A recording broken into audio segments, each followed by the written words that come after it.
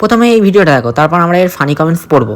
যাদের বাড়িতে এই ধরনের জুতা রয়েছে তারা এই জুতাকে কিভাবে একটি স্টাইলিশ জুতায় তৈরি করবেন। এর জন্য একটি কেচি দিয়ে জুতার ফিতাটিকে 3টি অংশে কেটে নিতে হবে। এরপরে কাটা অংশগুলো আঠা দিয়ে লাগিয়ে দিন। এখানে অবশ্যই ভালো মানের আঠা দিয়ে লাগাতে হবে যাতে পরবর্তীতে ছুটে না যায়। এরপর নিতে হবে 2টি রঙিন ফুল। ফুলের পিছনে আঠা লাগিয়ে ঠিক মাঝখানটা লাগাতে হবে। তো চলিए শুরু করতে हैं।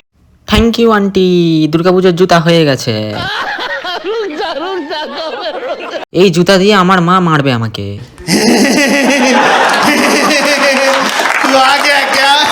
যা বা 6 মাস চলতো, আপনি যা করলেন 1 মাসও যাবে না।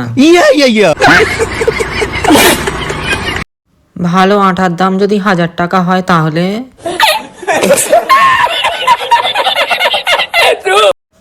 একটু হেঁটে দেখাবে এই জুতো পরে।